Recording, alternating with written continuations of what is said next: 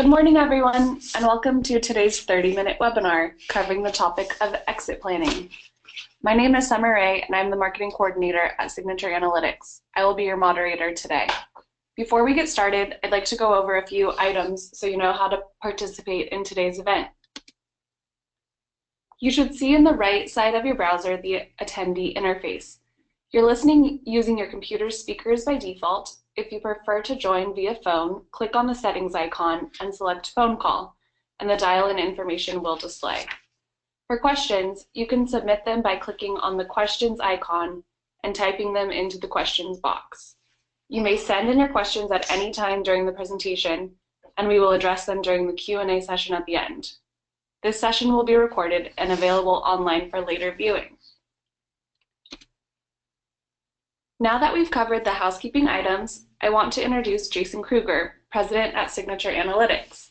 Jason is the President and founder of Signature Analytics. He has more than 17 years of accounting and finance experience in both public and private industry accounting.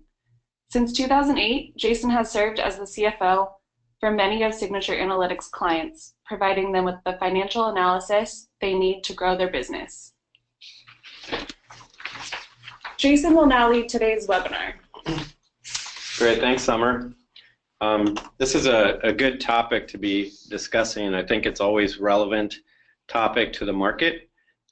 First quarter just ended for 2017. Businesses are hopefully getting through their tax planning or actually the filing of their tax returns unless they're extended. So now we're all making a push to summer and towards the end of the year in continuing to improve and grow our businesses and meet our goals.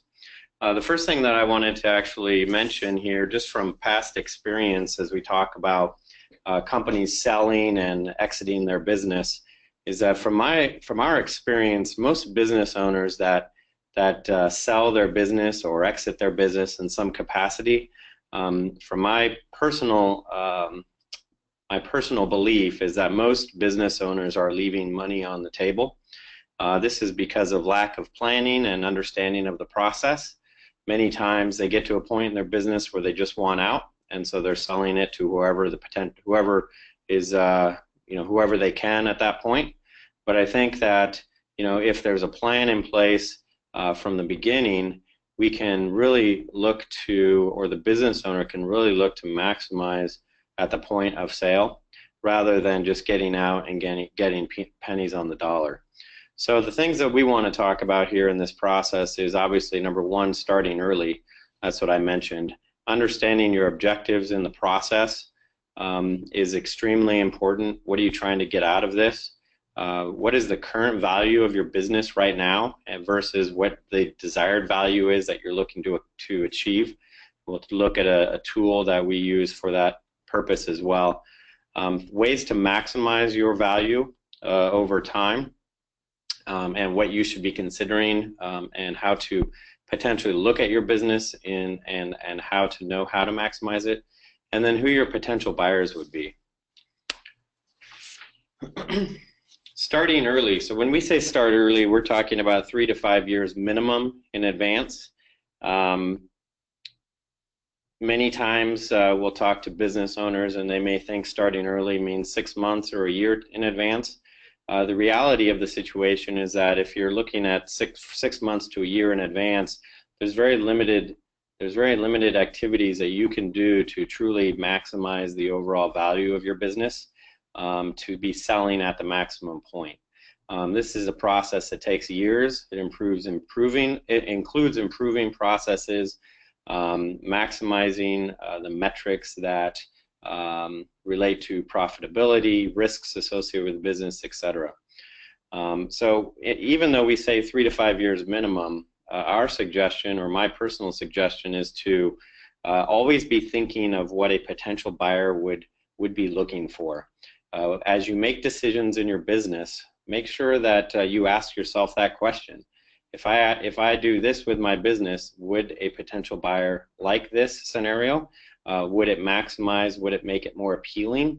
Even if you're not looking to sell your business in the near term or even the long term, it's a good practice to be looking at, asking yourself that question, because ultimately as you improve value in your business, the other metrics associated with your business should be improving as well. So other areas, starting early will obviously increase the business value if you're able to appropriately put in the right processes to do that. It'll command higher multiples. So we'll talk about multiples. Multiples meaning what you are able to sell your business for as it relates to a number times revenue, or a number times what we call EBITDA, which is a function of net income. Improving starting early allows you time to improve your systems and processes, to create processes and systems that are more appealing to a potential buyer. Buyers like turnkey systems and processes versus having to recreate the wheel and invest to bring them to current status. It allows you time to build an advisory team, and then obviously it allows you time to focus on the risks of your business, both business and financial risks. One thing to ask yourself as you're looking to exit your business or potentially sell is, why you want to do that. There's personal and financial reasons for that. You may be looking to retire. You may be looking to start a new career. There may be family aspects that relate to the decision. You may be looking to find a new purpose and start something new.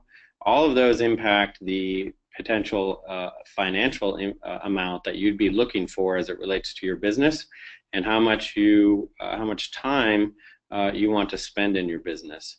So as you are in your business now, you always want to be thinking about your objectives. Why are you in the business now? Every entrepreneur, CEO starts the business for a reason. Is that reason still the same now as it was then when you started it? And ultimately, are you able to, what is your plan as you move forward in your business? The current value versus desired value is what I call a situation where you may have a number in your head as far as what you feel your business is either worth, or what you feel you may be able to sell it for. That number may be different than what an outsider or third party may be looking at as the value of your business in its current form. So truly understanding the value of your business now is crucial to being able to impact the value as you move forward. What is not advised is to ask a friend or another business associate that has recently that knows very little about your business what they think your business may be valued at. There's so many details associated with your business that they may give you a function or a multiple and say your business should be worth X times revenue, yearly revenue, or X times your annual EBITDA. But if they don't know the intricacies of your business, they don't know the risks associated with your business.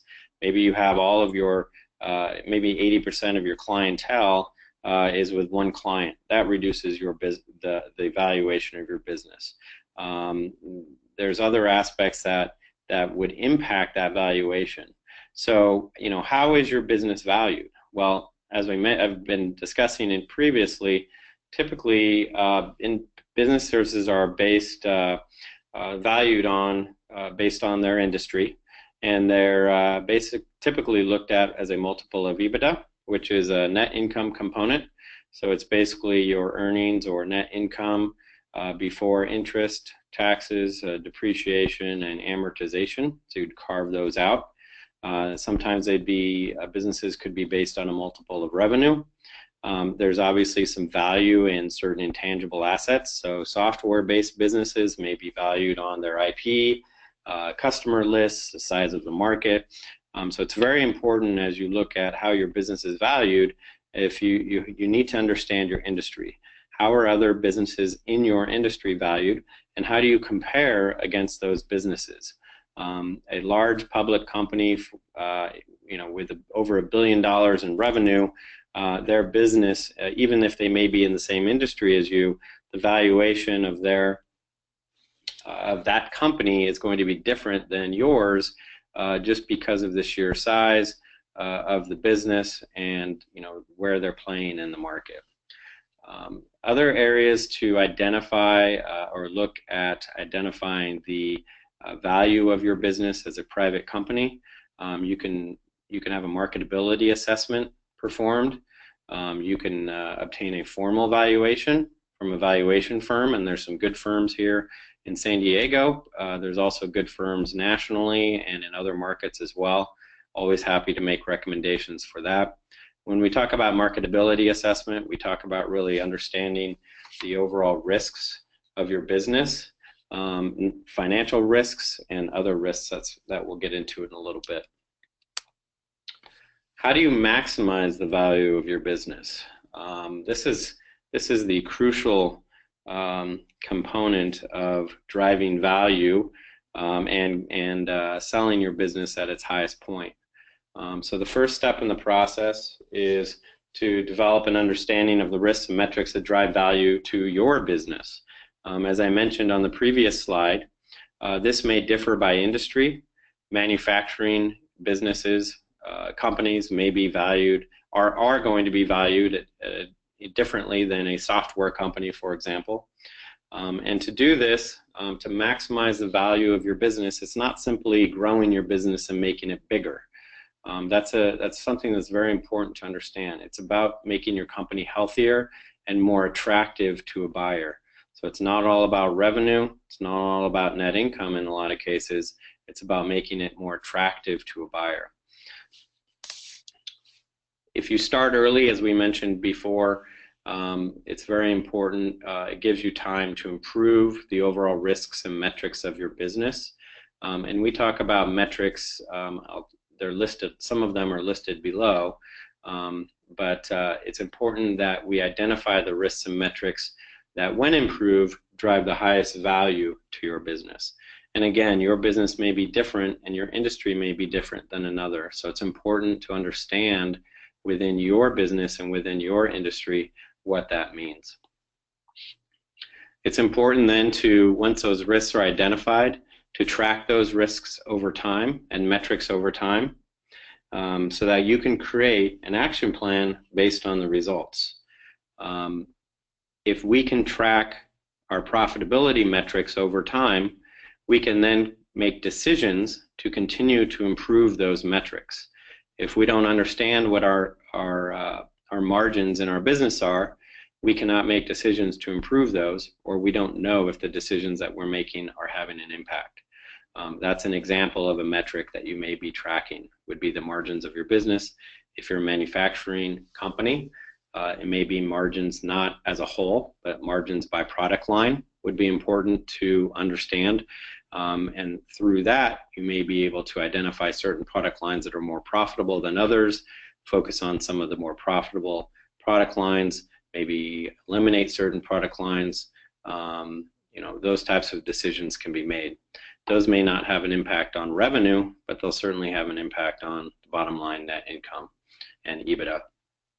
So certain business risks that associated with your business, reliable financial reporting. If one of the first things a potential investor or buyer is going to ask for is the financial reports of your business. If they look at that information and they do not have confidence in the numbers, immediately their purchase price will drop. They don't want to, because that increases the risk of their purchase. If they don't have confidence and know what they're buying, they're going to reduce the purchase price to add a buffer in case that the information is not reliable. Profitability of your business versus industry averages. Always want to make sure you understand what that is, and always try to improve or be in excess of the industry averages. We talked before about customer concentration. If we have a high concentration in one or two customers, that can devalue the business. So over time, is there ways to create diversify that customer concentration? Type of revenue. has an impact on valuation of a business, recurring versus one-time or project revenue.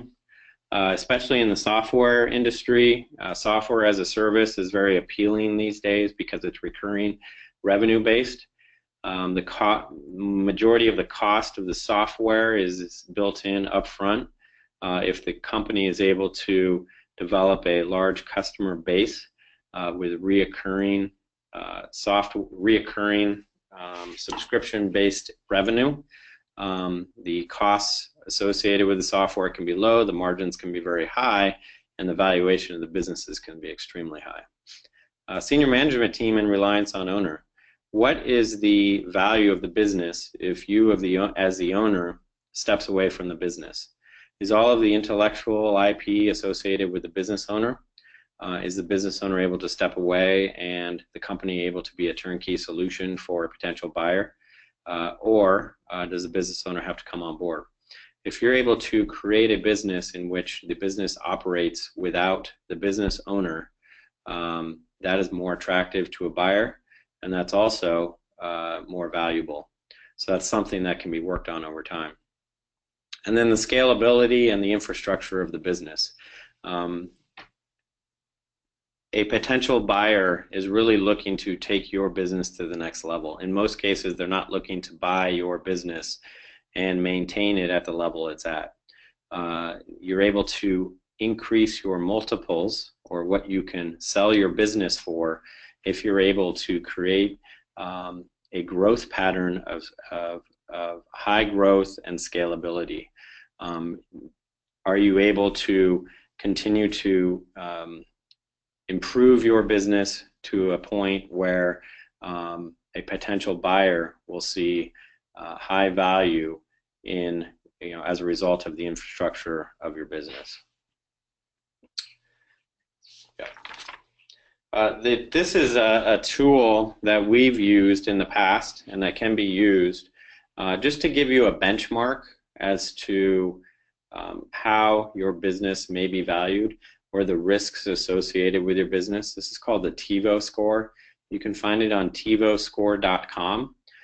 This works similar to a credit score associated with your personal credit, although it's associated with a business. And it breaks it down into 5 different components that you'll see on the right.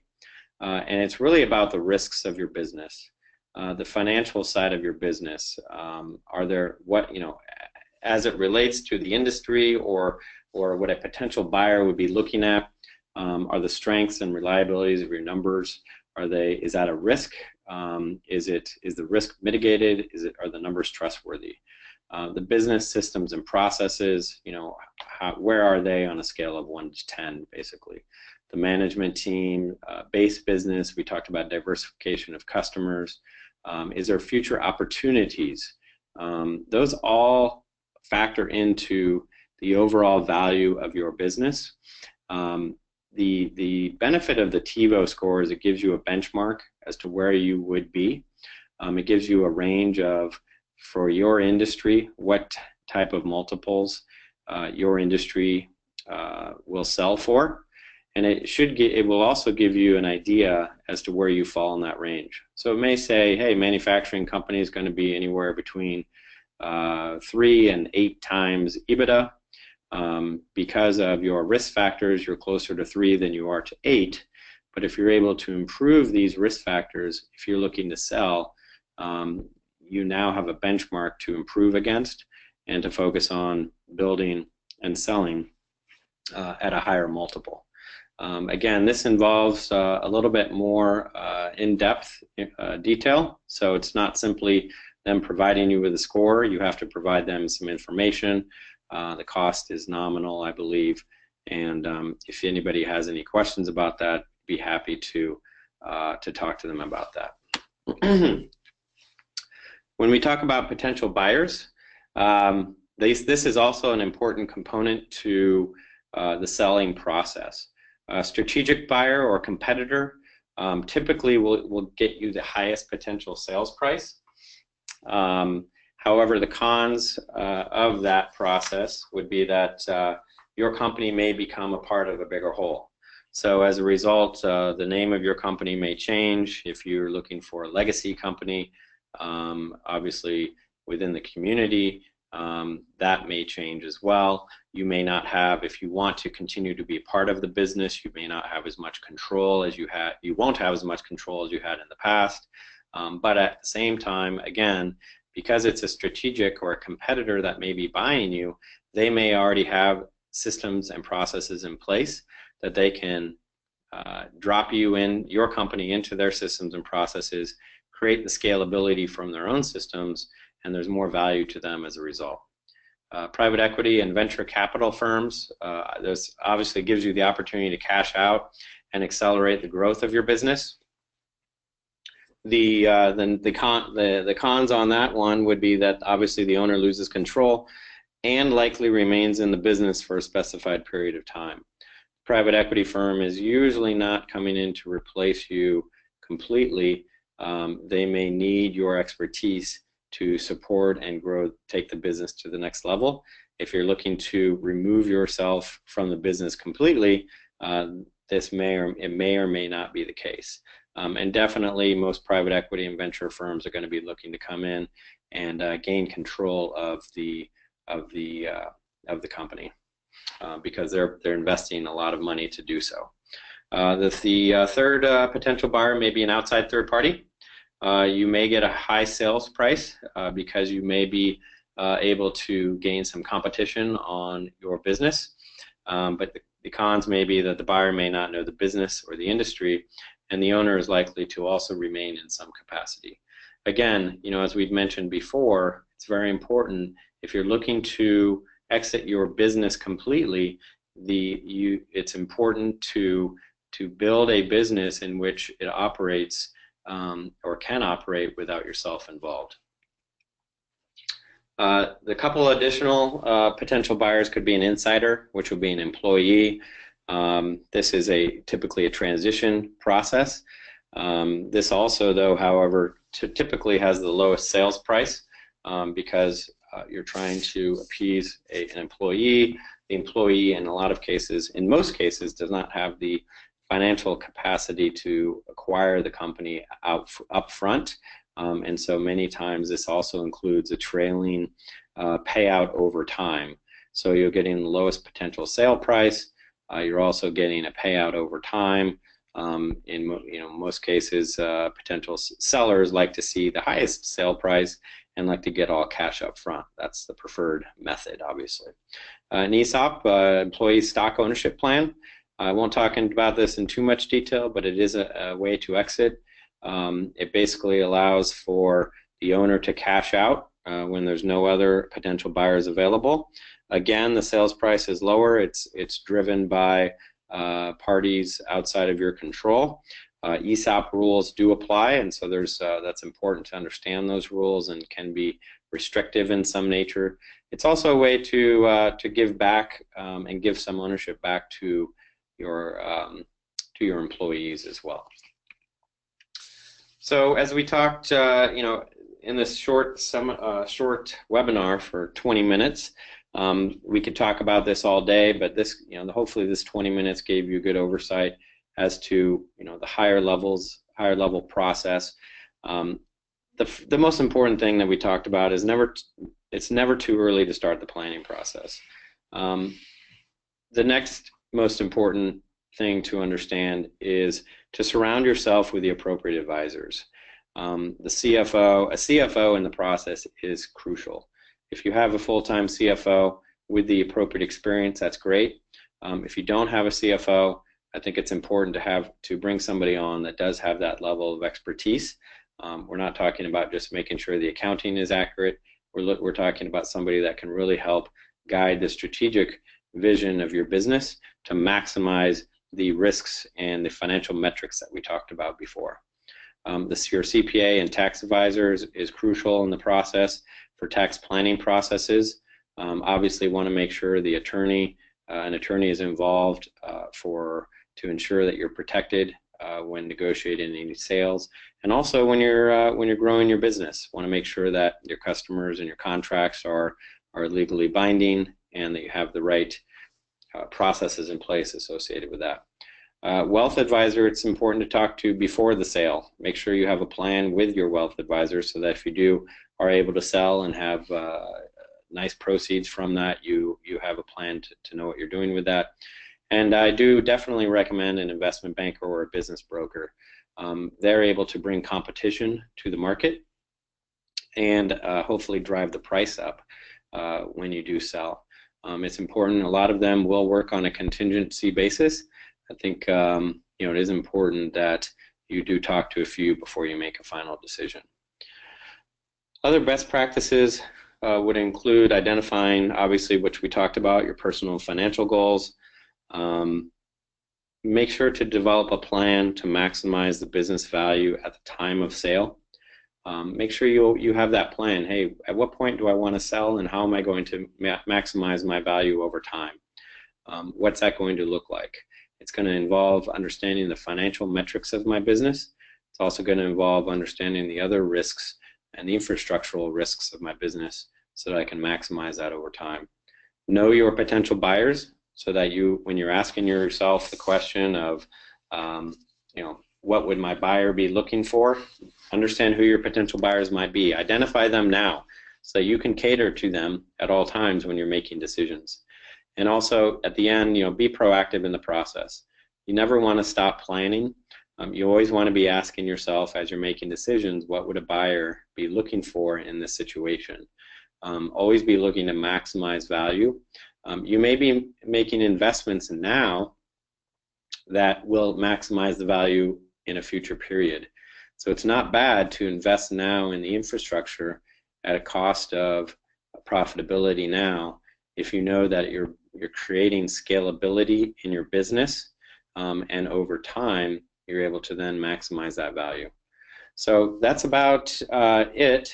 Certainly we can open it up for questions, and anybody that's on this webinar can feel free to reach out to me directly. My email is the letter J, Kruger @signatureanalytics.com, and I'd be happy to talk further. Thanks, Jason. We're now going to begin the Q&A session and answer a question that was submitted. Attendees, you can still submit questions by clicking on the questions icon and typing them into the questions box. Jason, our first question is from Sarah. Her question is, who is the first person I should speak to begin discussions on planning the sale of my business? Yeah, that's a good question, Sarah. I kind of touched on some of that before. I think, internally, I would lean heavily on a CFO that has had experience in that with maximizing business value and also in the planning process.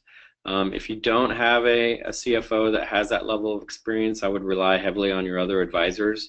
You may talk to your CPA, who can refer you to individuals that may have that level of experience. They also probably have been through the process before.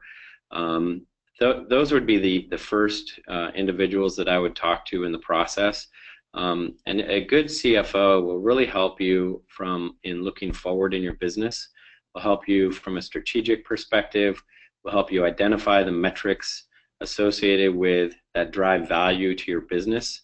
Again, as we talk about a CFO, we're not talking about making sure the accounting is right and that you're getting good reports.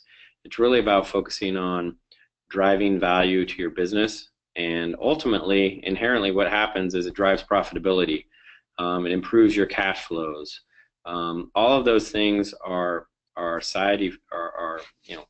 indirect or direct, I guess, effects of driving value to your business.